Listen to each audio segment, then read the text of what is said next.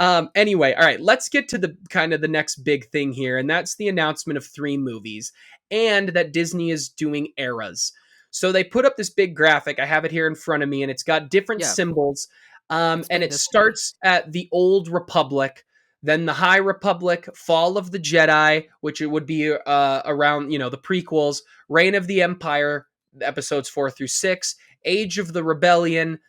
I guess that would be episode 6. I guess these are episodes 4, 5, and 6.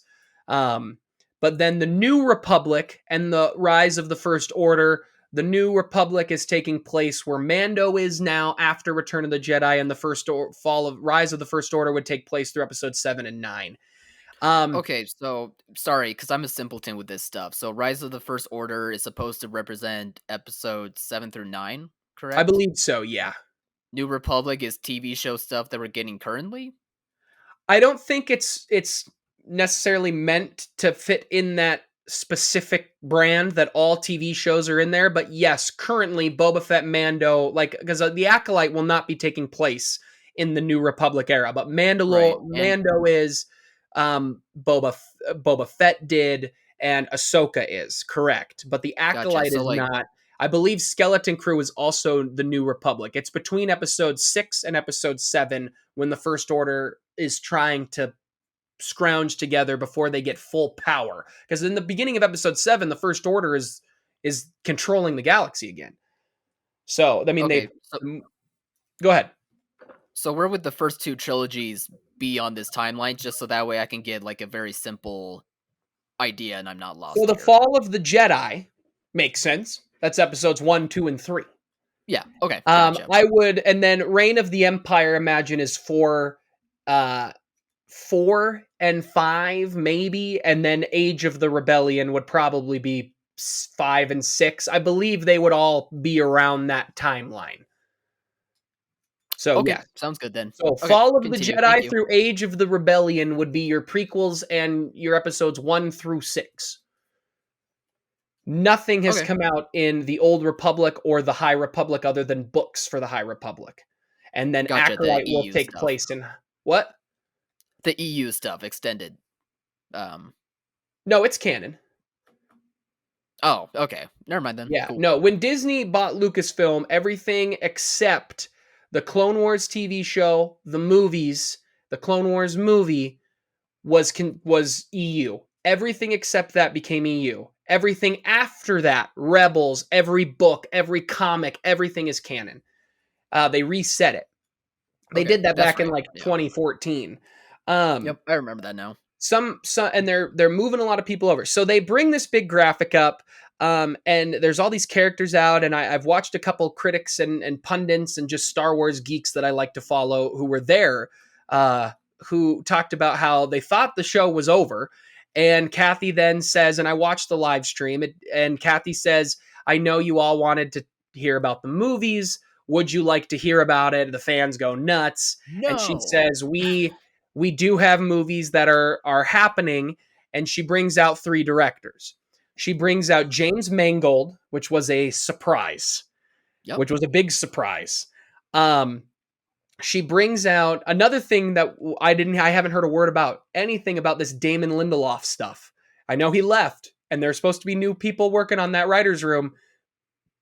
Didn't get a mention about this writer's room, which I think is interesting. But Damon Lindelof comes out, or James Mangold, excuse me, comes out. They bring out Dave Filoni, and then they bring out Shireen, who is somebody we had heard had been tapped to do a Star Wars project. To That's the do this, Lindelof one. Yeah. yes, to do this project. I just didn't hear anything about that writer's room. Right. No Um, mention of Stephen Knight then. Not that I've heard. I Gotcha. maybe didn't hear it yet. I didn't watch the full panel with them because they were also kind of more of the, like, we're going to talk about this. I didn't finish the whole thing, but it was more like for the celebration. Here's what we're doing. It's going to be about this. Yay. You know what I mean? Not here's the writers Gotcha. working on it. And, it wasn't the details, but They gave so the log line of each movie. Right. yes. So James Mangold, this is the one I want to touch on last.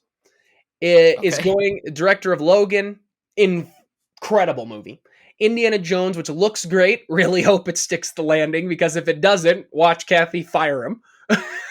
But he is going Mhm. to work in this new era called the Dawn of the Jedi. Is, I've heard, has been corrected as part of this Old Republic era. That it is not the title of his movie. It might be, I don't know, but I've heard people say it could very much just refer to this. It's supposed to take place following the first ever Jedi. He, in an interview, said, "How did the Force come to be? Who was the first to discover the Force? All this stuff." Um, and I have an interesting thought on that because where Yeah. Kyle's going to gripe, I also have some reservations with. But Mhm. then they announced Dave Filoni. He's going to focus on the New Republic in between 6 and 7, and it sounds like, along with Jon Favreau as a main producer, Jon Favreau is working on it with him very much. I've seen some pushback that Dave Filoni's never directed a live action movie. Movie. So this is Yep. a huge jump. I think there is and isn't some truth to that. We'll get there. I want to get through these three projects, but and then Shareem is they bring out Daisy Ridley, who just a few weeks ago, a week or two ago, was promoting that she is looking for employment. She had to have known she was coming back long before she was saying that in interviews. But they brought her back, and that Charmine, I keep pronouncing her wrong. Her movie will take place 15 years after The Rise of Skywalker, which is actually going to put Rey 2 years older than what Daisy Ridley would be now. So when they start filming, she'll be the appropriate age as well. And that she's going to rebuild the Jedi Order, and she's going to have a temple, and it's going to focus on that. And I think this is all insanely interesting. Um, I will. I think let's start with Dave Filoni. So Dave Filoni's movie, in their IGN interview, it sounds like, and then I heard more rumors of this, and people kept saying it who were there. They were like, "Man, they really made it sound like what they're trying to do is do the Avengers." Yep. And it sounds like the plan is for the movie not necessarily to be the ending of these shows, but that a lot of characters who you have met throughout shows will cross over into this movie. I have a feeling the movie will be some sort of giant battle for Mandalore, is my guess, with Ahsoka being the lead, or an Ahsoka style movie with everybody else with her. I do think when we talk about the characters on the show, I think most of them will be Ahsoka.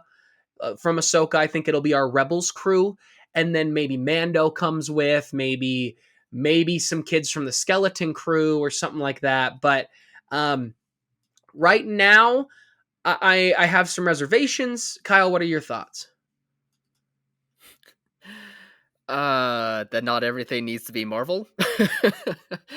I think that sounds incredibly boring, personally, but I'm not surprised that this is probably if you have Dave Filoni doing a Star Wars movie, I'm not surprised that could be the direction that it's going in. Because already in these shows, they feel like they're trying to do crossover stuff and cross promotion type stuff. And look, like obviously that's still popular, kind of is crossover universe building type things like Marvel, and I'm sure like if this movie does happen, it will make its money easily. I don't doubt that. I just think from a story perspective, that sounds very boring. And I also think for as popular as Star Wars is, I just don't think all audiences are catching up on the shows and knowing what's going on and how everything connects as much as maybe Marvel has done. So I get the idea from a business standpoint, just as someone who enjoy Star Wars as much as they do, I just find it very um lame to say the least. I think So yeah. I think it really will depend on how the shows end up. I mean, if Ahsoka and them and they do a good job of kind of leading it up to this big moment, then I think yeah, that would make sense. I don't think casual audiences it matters. So Star Wars is the brand. Marvel needed that back in the day. They don't need it anymore. Marvel's the brand. You go Yeah. see something because it's got the Marvel logo on it. So I don't think that matters as much anymore. And people are clamoring for Star Wars movies. So I'm interested in it. I want to see what that first trailer would look like and see how the lead up works. I do think it is very on brand for John and Dave. They've ever since Mando season one, we like pretending we're playing with our toys in the sandbox. And when Mhm. you have all your toys, you're going to have crossovers. So that makes sense. It's on brand. It's never not been advertised. Um, like it makes sense. It really will just kind of depend on where the direction of the story is going to go. If the end of Ahsoka they're leading up to this idea that Thrawn is going to do this insane thing to rebuild the Empire before Snoke eventually does it or whatever, and or the Emperor cloned and does it. I think if they bring it up to this insane thing, it's like, oh my gosh, like I can't wait to see this on the big screen. Like it's just gonna, I think, depend on how the rest of these shows go. Um, but yeah, I'm excited for Dave. I do think the idea that Dave Filoni's never done a live action thing is a bit unfair, or like that he's never done a movie. I saw a critic that I really like tweet at it, and I actually tweeted back at him and asked if he thought the same about the Russo brothers. And he was like, well, the Russo brothers had directed movies. They had made like one or two comedies. But here's my point, okay? When Miguel Sapochnik from Game of Thrones was rumored to be doing a Star Wars movie, and the idea from fans were, oh, the guy who made Battle of the Bastards is going to make a movie. He's never done a movie before, but everybody was on board with that idea. And it's because Game of Thrones per episode was a movie, it was a massive production. And Mandalorian has passed Game of Thrones in terms of its budget. And it has a huge production value. And you can see that, especially I think when you're watching Mando in space and you're watching a lot of that stuff. It feels like a movie on my TV. So I think there is some fair truth to that, that it is a bigger project, it's bigger, but I also think he has been working for the last handful of years on Mando and Boba Fett and Ahsoka, and he has gotten some experience on these massive sets. To him, it's probably more of, well, now I'm just directing every episode instead of directing two episodes in the season, if that makes sense. So I think there's some truth, and I think we need to be a little bit more fair to Dave. And he talks how he has really learned a lot, and he's going to have Jon Favreau with him the whole freaking way, who started the MCU, who made the Jungle Book, who's made a Chef, a phenomenal movie, who's made a lot of great movies. So I think we need to not be too hard on that with Dave, but that's just my thought. Do you have anything else on Dave, or can we move on to the other movie here? Just two things. One, in regards to what you're saying, I also think it's a little hypocritical because the other director, I'm spacing on her name now. I believe she's only worked in television as well. She might have done some documentary work, but I don't think She's she's done done a lot of movie. documentary work. Yeah. Right. So I don't know. Maybe documentary work. She has had more skills in movies as compared to Dave Filoni, who's done animation and live action television. So maybe it's not as hypocritical now that I'm thinking about it out loud. But I just think you could make the same argument for both of them, and I do think it's a fair question as well to be like, hey, like you do want someone, even if they've only done like low budget movies, to have movie experience. So Yeah, I understand to an extent. I agree with you. I think Mhm, too that when you look at like the Russo brothers, I do think it's a very different production making two small comedies from the mid comedies. 2000s to making a Star Wars movie that is using new VR technology as its set. There's a huge gap there. So Big I time. think it is a fair question. I'm agree with you there, but I also think it's a little unfair at times to say they can't do it. But Uh, anyway. the the second thing that I did want to bring up, as I was kind of thinking about in the back of my mind, is that I'm also not surprised that Disney is going to make a movie centered around the shows because I think Disney in a way is kind of one of the last distributors who movie distributors who are begrudgingly realizing that the theatrical experience hypes up your movies, hypes up your products a lot more than they realized. as much as they really wanted to go direct to consumer with streaming over the past few years. So I think this is their way of being like, well, fine, we'll release a movie, but it's going to be about our shows, and then everyone's still going to have to go watch our shows on streaming. I think that's a lot of But Bob Iger coming in, y- yeah, realizing that. I think Yeah. that's exactly the case. But I think a lot of studios are realizing too. They're realizing that movies get their promotion, their advertising on theaters, and then you can make lots of money, and then you still get good promotion on streaming, and people will go to your streaming service to check out those movies. So I think that's also part of the strategy of why they're doing this, which is why I'm not surprised that they are going down this route. So I just wanted to mention that last part, but that's all I have for this one. Want to move on to the next movie? And thank you, Top Gun Maverick, who showed us people actually will go to the movie theater. It doesn't matter if you make a great thing with a cool trailer and an awesome movie. There you go. Um, No. the other one, we'll talk about Shireen's. I love Daisy Ridley coming back as Rey. I think giving her story more works. I do want them to break away from the Skywalkers, whether she says she's a Skywalker or not. I still, she's not. Um, Uh. I know. She just uses the title. And I actually, the thing that excites me the most is that this is a woman making a Star Wars movie. It is Charmine. I keep saying it incorrectly, and I really do apologize. But she excites me the most. She's a woman. She's a woman of color. She hasn't had giant big budget movie experience, and I like that. I hope that she comes up. I could see her writing like an insanely great or directing an insanely great scene where Rey is explaining to a youngling about how the Jedi, that she's not a Skywalker, but she wants to keep the name alive and keep the idea of what Luke and Anakin were. I mean, Anakin's the chosen one. If you disagree with that, I'm not sure you watch Star Wars. So I think it's wonderful that she's doing this. I do hope John Boyega comes back. He has been more open recently to coming back than he used to say. I would love, and I know a lot of fans have been saying they would love for him to come back and actually have him as a Jedi and wielding a lightsaber. I would love for him to be a Jedi. I am okay if he's not. I just wish they would have handled his character better than JJ repeating what everybody didn't like in The Last Jedi about his character. And if you're wrong, you didn't watch the movies because it's just plain to see that he fell in love with a girl and tried to be the hero and rode space horses. It's the exact same thing he did in both movies, and I think that was unfair. And I just like to would really just like to see him get a fair shake. I'd love for him to be a Jedi. If he's not a Jedi, that's fine.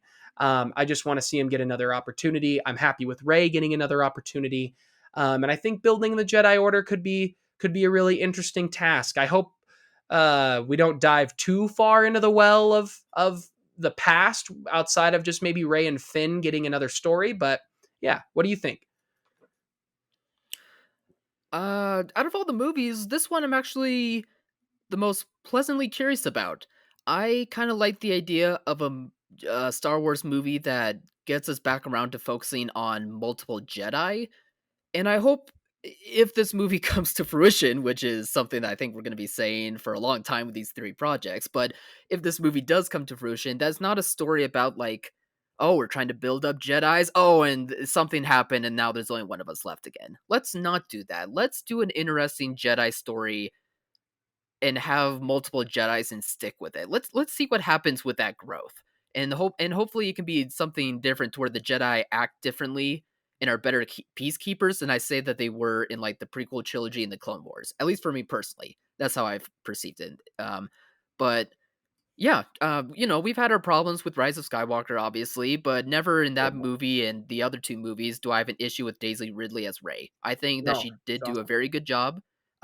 She was a character that I enjoyed watching. I just think there was a lot of behind the scenes stuff that caused the character to not have the best conclusion in that arc.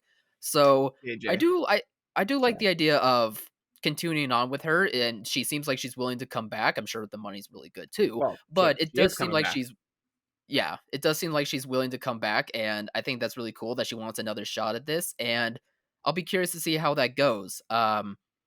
In terms of the timeline, I don't really care if they say specifically like 15 years from Rise of Skywalker, because in Star Wars, we don't know like the exact times of things or like years or anything like that. So, Well, they did. They I said 15 years. well, yeah, but like when you watch Star Wars, like you don't exactly. they don't tell you like in the year 2109 or like Yeah, they do. 15. When really? It's all Am I missing BBY. something? Come on. Come on. BBY? What are you saying right now? What? I said that once to Nick. BBY is Battle Before Yavin. So they base everything based off of the Yavin 4 battle, which is the battle at the end of A New Hope. So you're a certain Okay, amount of like years that's not a number. before or after.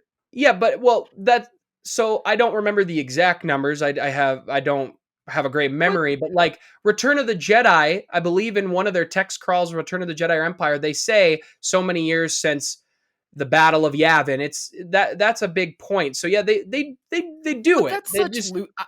I'm just saying, like that's loose terminology for like timetable stuff. Like I'm just saying, like if you're being specific and giving a number to something, I don't really care.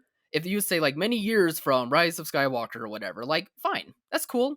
Like I'm just here to watch a Star Wars movie. I'm here to watch Jedi battles. Like I'm the casual audience where I'm like, get me back into Star Wars. Don't care where it's at. I just want to be in this world and have a good time. That's all I'm saying. Like I don't care if it's like 15-year type thing. That doesn't matter to me. And no casual audience knows about BBY, XYZ, whatever you wore, just well, yeah, not the say. casual folk. Well, I'm talking duh. from the casual standpoint about that. Well, We I don't think care there's an about the argument to number. be made. You're not a casual Star Wars fan. I think you know a little bit more than the casuals. I don't I know was talking to about Autumn about everything that happened in Celebration yesterday, and she was like, "I think I need to rewatch these movies. I don't remember like any of this." same So autumn. stop. You've been a fan of the Dark Saber since 1992. Oh, you don't bait me.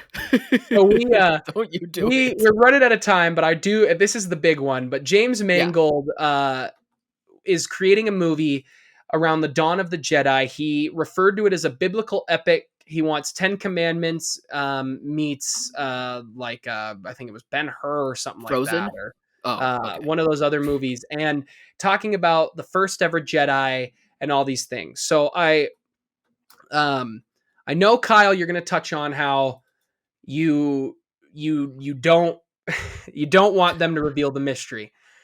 I agree with you. Yeah. And I was sitting thinking about this, and here's what I thought about. Okay. Okay. I'm going to compare Star Wars to maybe the greatest television show of all time yet again. And that is Avatar The Last Airbender. And Mm, when I think of Avatar and I think of Korra, and I think Korra is very inferior to Avatar, I think it's okay at best and sometimes touches on being really good. But in Korra, spoilers for Avatar and Korra, they touch on the very first bender ever. It's yeah. okay. It's not Yeah. great. It, Yep. it to me, it's one of the best parts of Korra, but that's because I really don't like a lot of the rest of Korra, and I thought it was okay. But I didn't want to hear that. But what Avatar does so well is they also touch on it, but they touch on it better. It's Toph saying, well, the first ever airbenders in history that we had heard of were the Badger Moles. And I happened to get lost and found some of them who were also blind, and I studied their technique. And Aang's like, oh, that's what we did with the bison and how they studied dragons. And I think that's that's the way you explain this. You have to go Avatar, not Korra. It can't be some Jedi being like, I found the one real midi-chlorian at the center of the galaxy and I released the energy to the world. It can't be that. It has to be like some old Jedi who has always felt a weird connection and he learns through nature. That's what it has to be. That's how you tell that story because that is telling the story of the first Jedi without making it stupid, with keeping the mystery alive. So as soon as I realized that, I was like, that's how you do it. That's the comparison yet again. Don't mess up this time. And the thing that helps is Dave Filoni made a bunch of Avatar Last Airbender, and he needs to start going around and he needs to be talking about it more, and he needs to have a conversation with James Mangold about it. But anyway, what do you real quick? What are your thoughts about his movie and my comparison? I'll start off with James Mangold. That dude makes good movies. Like, if you go through his filmography, like he True. almost has touched nearly every genre, and he puts together like At worst, good, you know? At best, great, obviously. I mean, look at the likes of Logan. But so to hear him, want to do a Star Wars movie, or possibly is going to do a Star Wars movie, yeah, I want great talent attached to these movies. So sign me up. I am on board with him doing a project. Now, Alex is correct. I'm not a fan of hearing that, oh, we're going to explore who the first Jedi was and how they discovered the Force and what it is and what does it mean and for me, Star Wars, again, I feel like the casual in me has liked Star Wars because I liked that it doesn't explain everything. It just takes you into the world and it just is. And granted, I know prequels does explain like midichlorian stuff, yada yada. No one likes that anyway. And I know that's been done before. I'm just saying, like, that's kind of the point though. We didn't like that because the mystique of Star Wars is one of the fun parts of it. Like we don't need to be explained. Like you can theorize of like what does it mean to be like on the good side or the bad side, or is there like a middle ground? Is there that gray Jedi ground that may or may not be canon? I don't know at this point, but I'm just saying like it's fun to speculate about that stuff, but we don't need answers explained in Star Wars. But Alex, your pitch, I like. Because I'm I a like it. genius. Can I, And before you finish, I can okay, I toss go something in real ahead. quick? Yeah, yeah. I just want to point this out. Midi chlorians is Korra explanation. That's why it Yeah. sticks. Go ahead. Um, and as much as I'm more of a fan of Korra than you are, I will agree I did not like that episode of Korra.